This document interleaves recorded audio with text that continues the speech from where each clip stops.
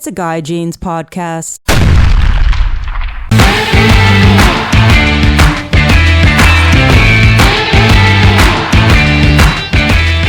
My next guest is Clay Melton.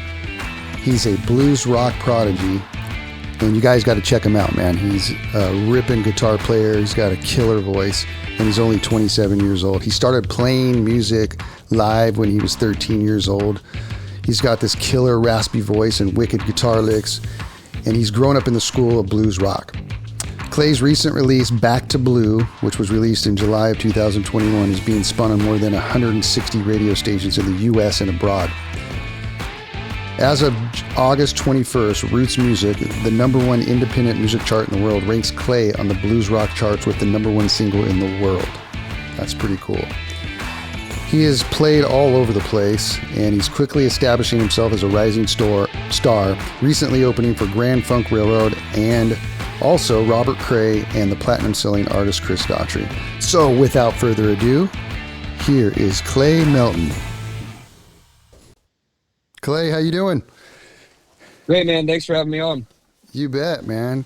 I've been checking out your music and your videos, and I'm super, super impressed, man, with everything. Just the production of your videos and your music and everything that you're doing, man. It's awesome at such a young age.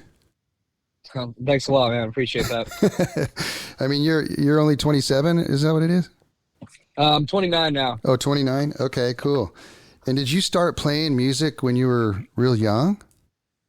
Yeah. I picked up guitar around 11 after being obsessed with Hendrix for a year or two. And and you know what? Really, I took some lessons for the first year and a half, and then started playing in, like, you know, me and my friend at the time, he played drums and was learning at the same time. So we started playing crawfish boils and block parties in the neighborhood, and that's when I kind of started to fall in love with, you know, performing too. No way. So was that in Louisiana? That was in Texas. In Texas? Is that where you're at now, in Texas? Yeah, I live in Houston. Wow. Yeah, it looks like you just got off a whole string of shows. Is that right? Yeah, just got home from about a month out on the road. Got to rescue my dog and getting some good downtime. What kind of dog you got? He's a pit bull mix. Oh, no way. Yeah, big boy. That's awesome, man. So, are you getting ready to do any more shows, or are you just going to be chilling for a little while? We've got some stuff lined up for the rest of the year, some more regional stuff. We spent a lot of time in the Northeast this year throughout the year, but we're hitting Florida later in October, but we're kind of gearing up for studio work coming up. Nice, man. You started when you were really young playing guitar. Did somebody give you a guitar and you just started just jamming on it and then took some lessons and that sort of thing? Yeah, my first experience with a guitar, you know, I heard my dad put on Hendrix guitar when I was probably like 10, and the solo and his version of All Along the Watchtower really blew my mind. And so I had this at that time already. I'd gotten like a Toys R Us electric guitar. Sweet. Yeah, and it was like missing a couple strings, all out of tune. It had a speaker under the strings where a pickup would go that you turn on, you know, and it sounds like quote unquote electric and dirty. And so I just started like sounding out songs on that for about a year, until I'm sure my whole family was tired of hearing that racket. So when I was 11, I got like a knockoff Stratocaster for my birthday, and that was really the first instrument I got to spend time with. So when you were taking lessons, were you just like working on like all the different chords and then scales, and then kind of incorporate that into your riffs that you're doing now and solos and stuff? Yeah, you know, I mean, yeah, I was, you know, learning. I wasn't learning too much, you know, proper theory or how to read or anything. You know, started like most beginner guitar lessons, but after a couple of weeks, I came in. I was already, you know, from the music I've been, you know, exposed to growing up. I was heavy into classic rock and blues and stuff already when I started guitar. So I came in like week 3. I was like, "Teach Me Cocaine" by Eric Clapton, and had no reference for the meaning of the song. I thought the riff was sweet, you know. So there I am, 11 years old, coming back to the car, and my mom was like, "Hey, I learned cocaine today." And so, you know, I from there, but, you know, again, getting to start to play for like, local crawfish boils and stuff like that was, that it's just the live environments where you learn the most. And a couple of years after that, I started going out to, jams in Houston. And I'm fortunate that when I was growing up in Houston, it's still this way. We have a rich blues history and had a very welcoming live music scene filled with, older players that were very, welcoming to a kid coming on stage, first of all, and then also, show me the ropes and how to share a stage and, how to listen to other players and make room for all the music, and those years were really, really informative for me. Were people tripping out on you as a young kid and how good you were playing? There was definitely that, 'cause I shouldn't have even been in the ice house, Yeah. But all that kind of stuff always made me feel, because I never felt like as good as, even though people trip out seeing a kid, and everybody does. Now when I see a kid play, I'm like, holy shit, You're right. But it just made me feel like I needed to practice back then. When did you realize that you were going to be doing this for your life? Man, it's from in the middle school going into high school.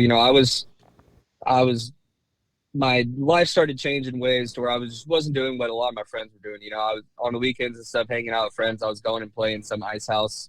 It's somewhere, in the country in Texas, and I loved it. And so like, it was definitely what I wanted to spend my time doing. And, getting closer to graduating high school, I lost interest in school very quickly, like a lot of musicians, and just wanted to do that, and so I got out of high school, and I still, I was like, well, I guess I'll go to community college because I'm not doing anything else right now. And everybody said you should do college, but still couldn't find anything that that made me even like a percent as happy as, as playing music. And so I took a bunch of jazz courses. I took all the jazz courses I could in my first year at community college, and then still couldn't find a major. I was like, you know what? A degree is not going to help me get on a stage, So that's when I was probably,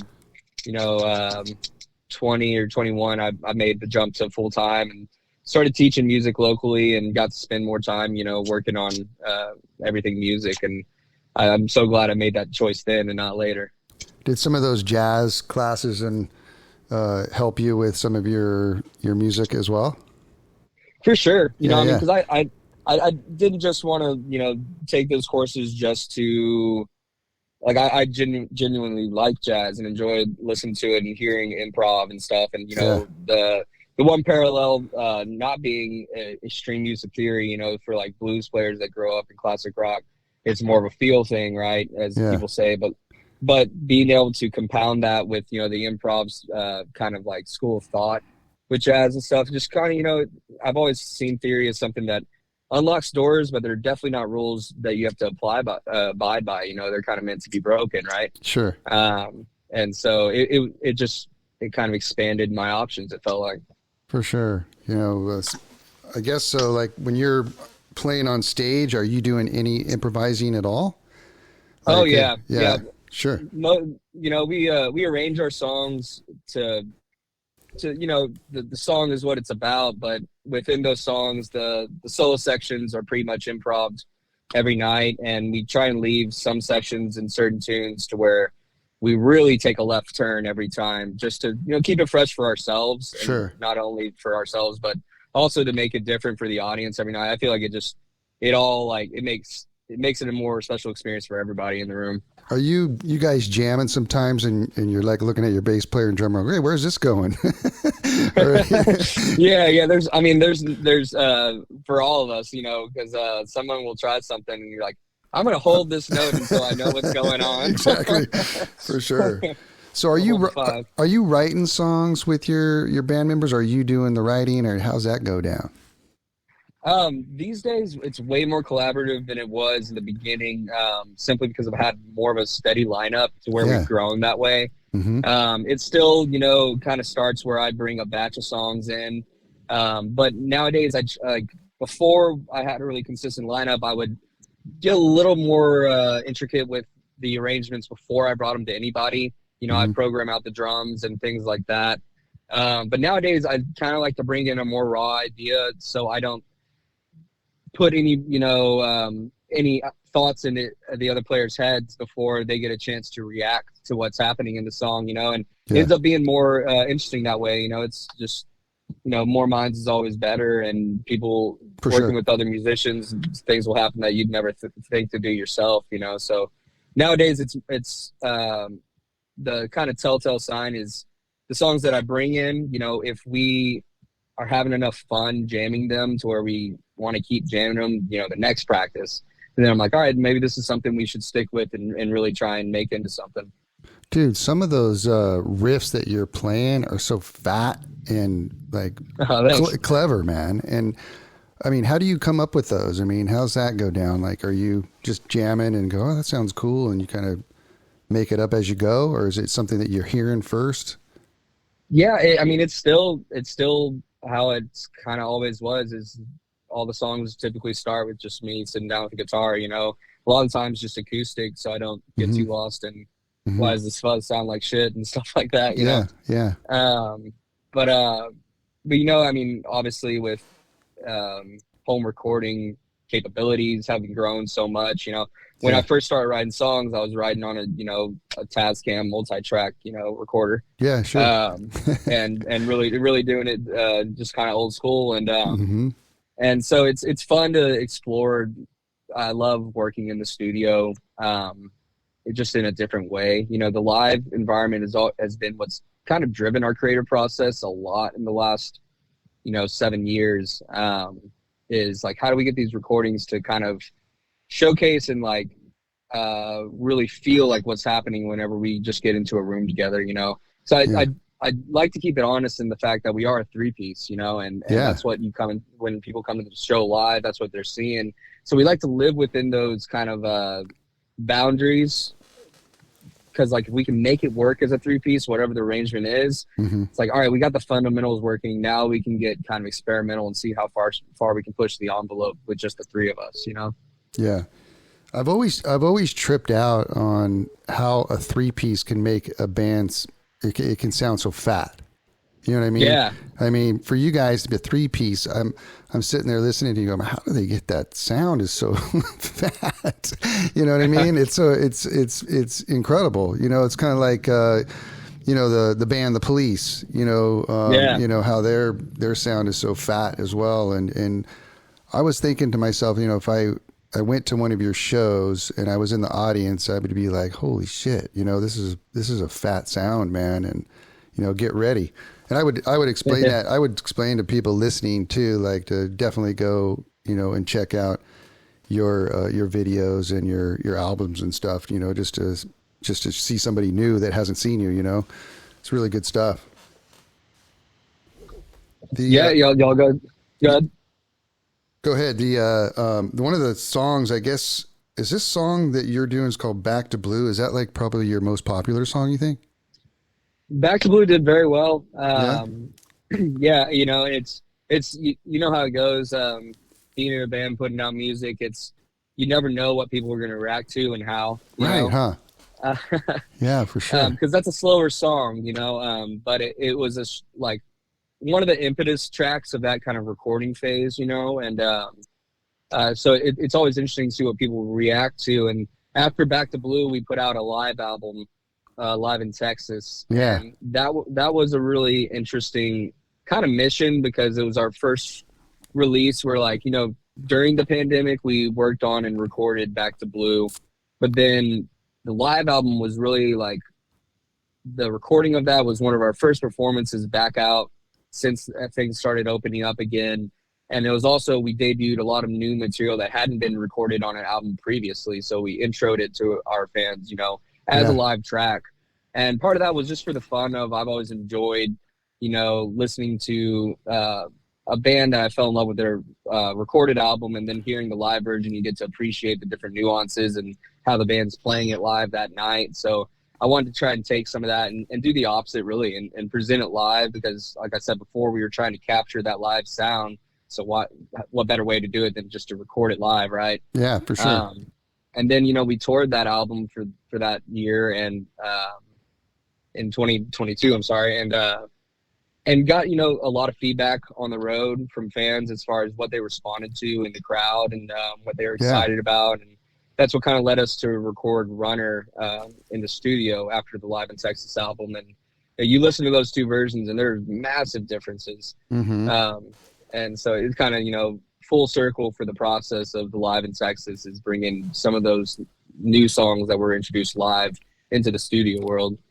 How is it for you when you guys write a song? I want you to introduce the band as well, but yeah, how is it that when you guys write a song for the first time and then you guys play it in front of an audience? I mean, explain how that feeling is.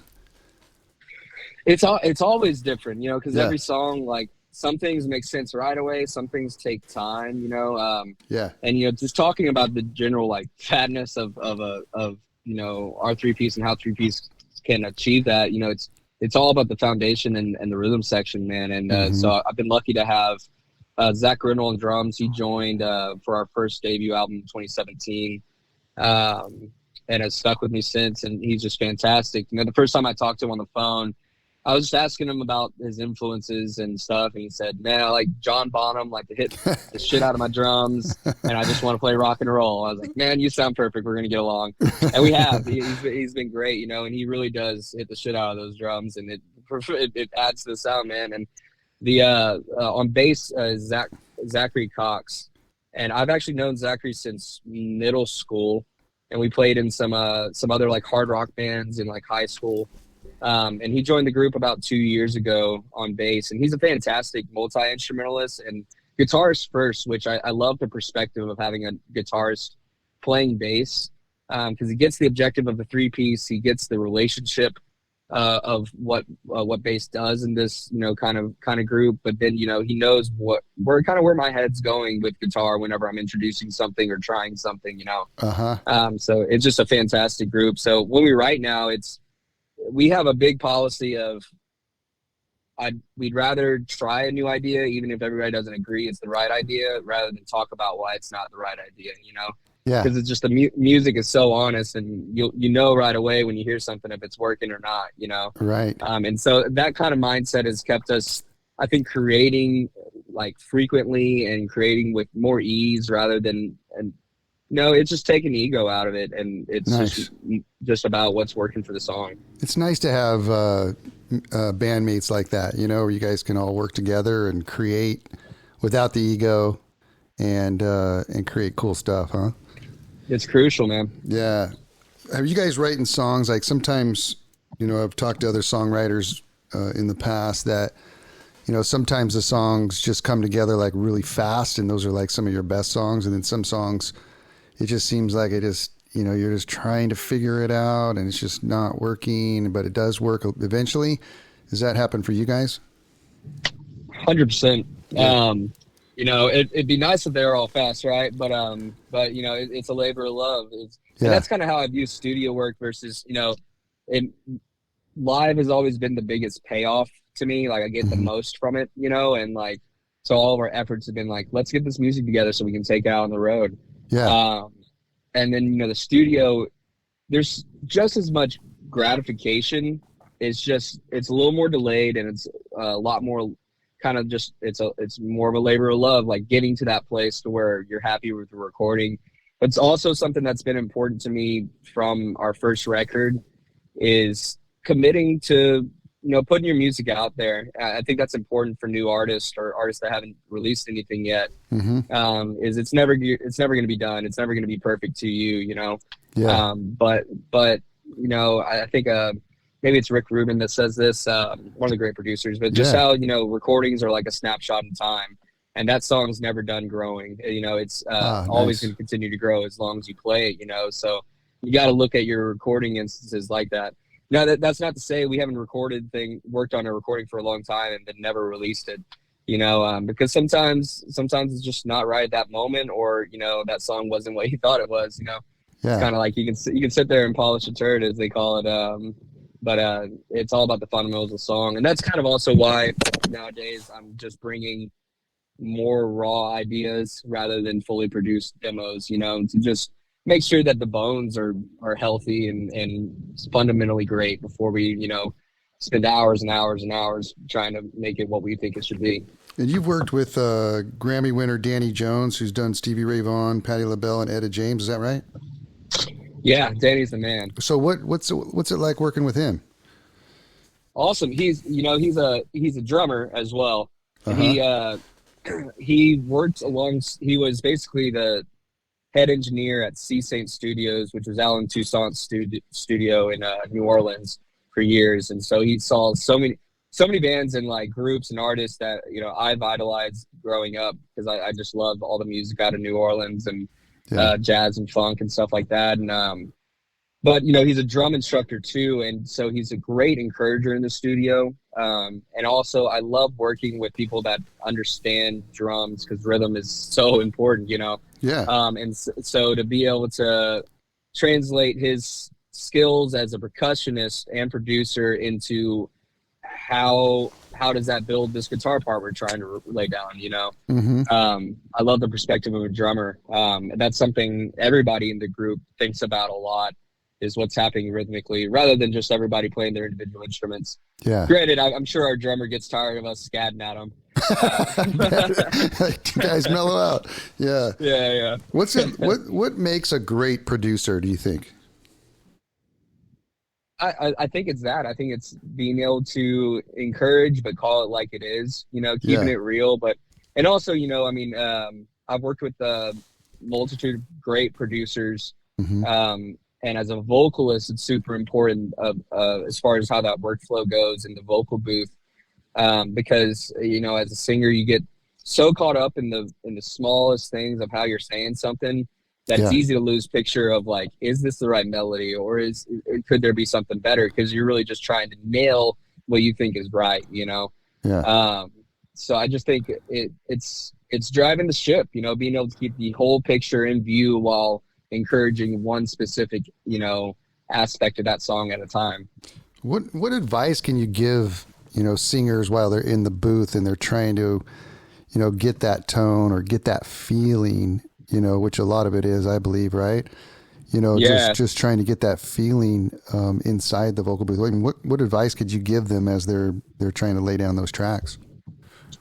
Man, I'd say, and this actually happened during one of the tracks on Back to Blue when I was working with Danny, and it's something that you think is obvious, but I think it's easy to lose sight of. Like I said, when you're thinking as a vocalist, singing a song you probably sang 100 so times already before you've gotten into the studio laying down the final cut, is just, you are telling a story to somebody that doesn't know the end of the story yet. You know what the song's about as the singer, right. But if you really want them to feel what you're trying to say, then you got to put the feeling behind it. You got to really emphasize on the words that mean something, and not just sing the melody that you think sounds cool, Mm-hmm. And also, that's what I think some of my favorite vocalists, some of my favorite songs that they sing, like take a Stevie Wonder, it ain't a perfect pitch, it's attitude, Yeah, for sure. I mean, like when you're in the booth, do you like sometimes like imagine yourself where the song is at, kind of a thing, like you put yourself there and then emotionally sing it that way? Definitely. Yeah, there's something about putting yourself in the moment.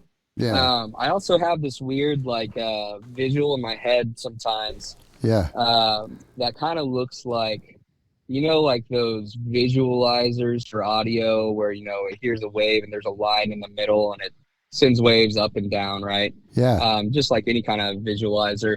And I kind of have that going on in my head for how I'm like shaping notes, if that makes sense. Sure. And it's just like, whenever I'm singing a note, I'll try and do, say we're singing a verse, I'm going to try and give it 3 or 4 passes and sing it pretty drastically different in each one. Because it's so easy to get lost in the minutia of like just trying to get the verse to sound right, or just trying to get my voice to sing it the way I want it to where I'll end up with 4 takes of the same thing that isn't quite there. So I'll sing it how I think it should sound the first time, and then the next couple times I'll sing it in a way I've never sang it before. Yeah. Do you have to like in between, like, do you give yourself like one day, one song, or do you go in and you bust out a bunch of songs, singing a bunch of songs, or do you have to rest your voice? We've done all kinds of stuff. Like our Uh-huh. first album, we, we're working with sort of a limited budget as far as how many days we had. So Yeah, we did, you gotta bust it out. Huh? yeah, we did 7 songs in 7 days, and in the Right. morning we'd start with the drums. By evening, we'd be cutting vocals, Yeah, and I liked that, it gave me the full day to kind of like prep or like get my throat rest and stuff like that. But then, there's some processes where we'll be, I guess, I've waited till the end of the process to do all the vocals. sure. I like that, but sometimes you're like, man, I'm feeling in a good mood. I don't know if I want to, like, if I can even sing the sad song right now. It's Right. middle state can be a big thing, but whenever you're working on a clock and stuff, you just kind of got to show up. So to me, it's more about it also helps so much, at least for me, if by the time I'm getting into the booth, the track is pretty realized. Mm-hmm. So, there's some producers we've worked with like to cut those vocals before we get into layering the final guitars and stuff like that. But those final aspects, and like when a track is a little bit closer to finished, just really helps drive home the emotion and makes me sing differently, So Yeah. it's definitely case by case, I would say. So back to songwriting real quick. So when you guys are writing songs, and is there like a certain pattern that you guys follow, like a certain path where, okay, here's the riff in the beginning, and then you got verse 1, and then you go to the pre-chorus and the chorus, and then et cetera. Is there something that you guys follow when you guys are writing songs, or is it just kind of, you guys kind of go with the flow and go by feel, kind of a songwriting way? Yeah, there's definitely no written, Yeah. or like, the specific, arrangement style we try to go after. Yeah. Although we do tend to write, in a pretty, what you could almost say is like a commercial format, as far Sure. as most of our songs are, verse, chorus, and then either Yeah. bridge or solo or stuff like that. Yeah. And that's usually just what ends up making sense to us in our heads. But so every now and then we'll be like, hey, not another song with verse 2 right here, let's do something else. But it used to be, like I said, I used to come in with pretty fully formed songs, but now I usually just come in with a vocal melody, maybe a general rhythm, and then, some chords or a riff, and just start playing it, and then we'll just jam it until it feels good. And then maybe I'll start singing, even if I already had the lyrics and melody stuff written, Uh-huh. just to try and kind of let the groove inform, Yeah. because if I'm writing the song first without any rhythmic, any kind of rhythm in the background, then I'll be a lot looser, a little bit longer with my melodies. But, you add a backbeat to something and the world can change. Yeah. Isn't it funny? Like,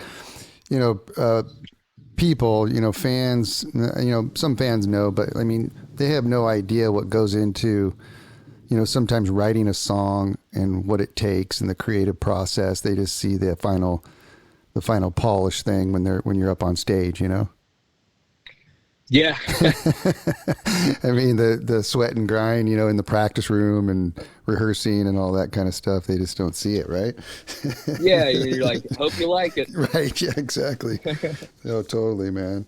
So what's it like performing for you in front of, like, some of these audiences that some of the audience I've seen you perform in front of are pretty good size, So, I mean, are you still getting nervous as you beforehand, like a little kind of anxiety kind of a thing before you go and play, which is really common, I think, with a lot of performers, do you still get like that? I would say it's never felt so much as an anxiety as just, natural nerves and kind of butterflies, but it's kind of like an exciting type of, nerves. Yeah.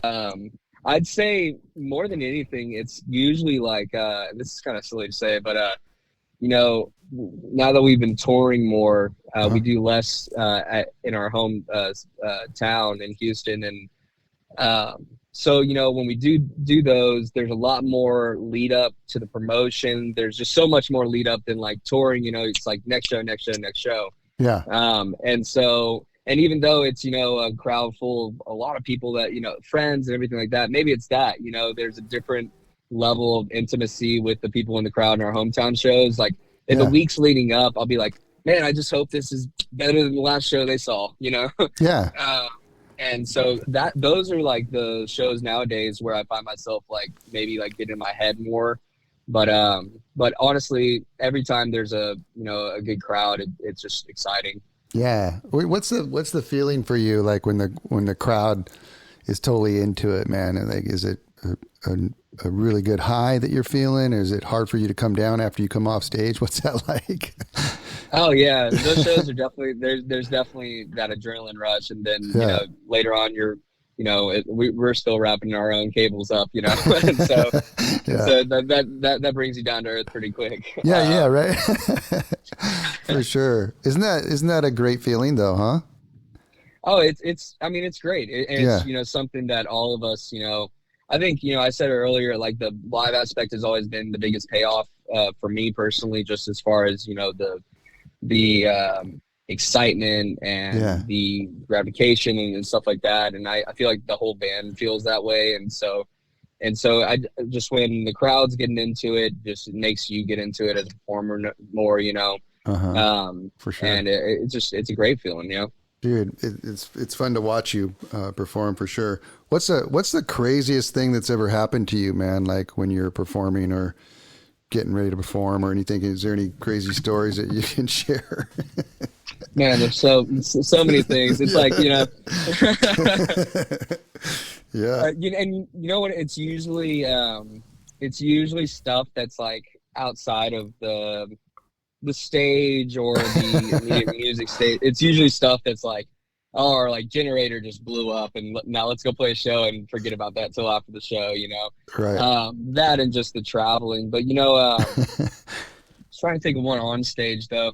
I did. I've never said this in an interview. Oh, cool. When I was probably 14 or 15. Oh man. I was playing at Ice House on the weekend. This place called Tut's Ice House in Conroe, Texas, where I grew up playing a lot. That's where we cut our teeth, man. There was a garage door behind the stage. Nice. And way too young to be in there, all that kind of stuff. But I tried to do the Stevie Ray, like, take your strap off, spin around, and then clip it back on, and the guitar's behind your back. But I had forgotten my guitar strap to that show, so I had turned my belt into a guitar strap. And so as I spun around to put the guitar behind my back, my jeans just dropped down to my knees. And I'm just playing in my boxers on stage. I was like, well, shit, it'd be a lot less cool if I like stopped and like picked up my pants. So I just finished the solo. Just like, I'm just gonna commit. What else can you do? Classic, man. That's awesome. I know some of those like those old clubs. I mean, think about how many musicians hone their skills in those dirty underground clubs. They're just only hold 50 people or whatever it is, and you learn how to basically play your instrument and perform. I mean, what a blessing those little clubs are, right?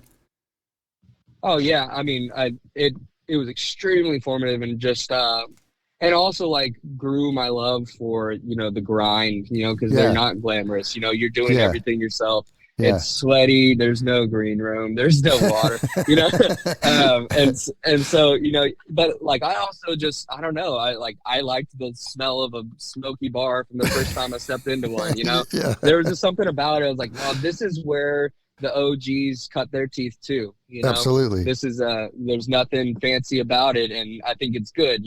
I think, if we were to start playing, arenas right away, like maybe some pop artists do that blow up from their first album, it would have changed everything, right. And so I think what keeps us grateful on the road, keeps us working hard, and also keeps us in check with like like all of us have been playing our instruments for a while, and we can hold our own on a stage musically, but that doesn't mean that every idea we have is great, Sure. And so it keeps everything real.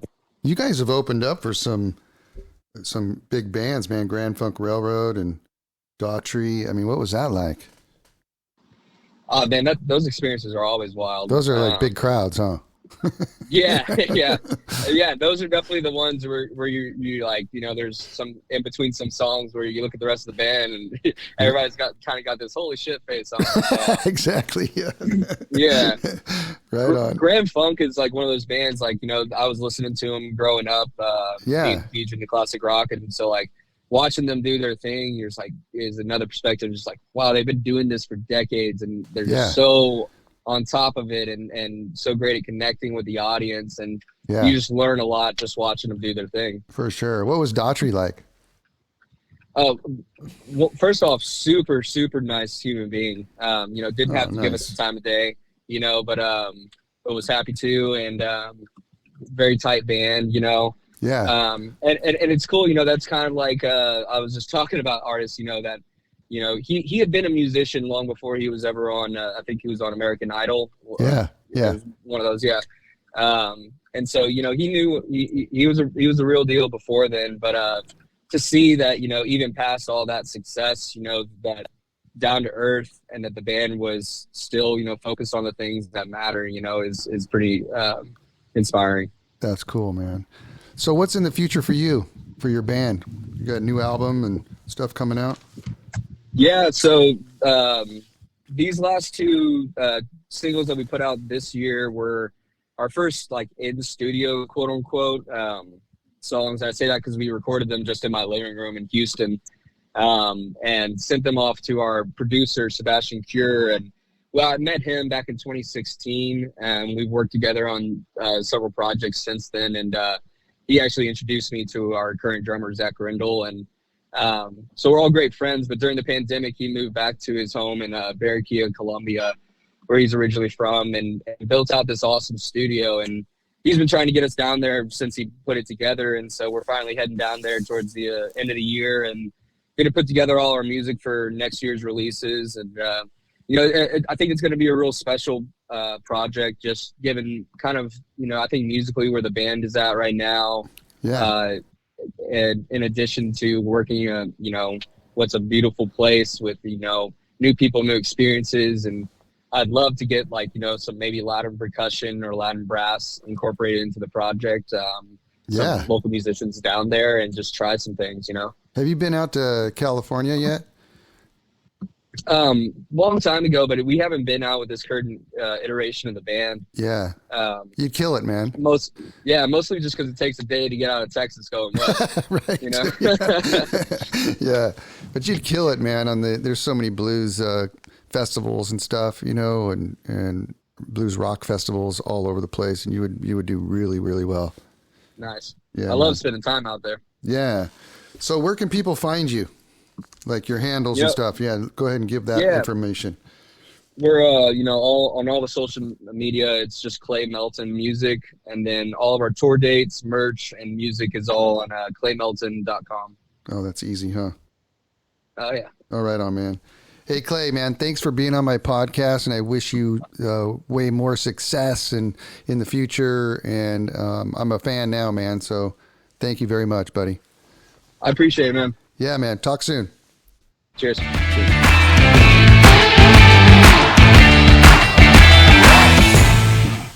It's a Guy Jeans podcast.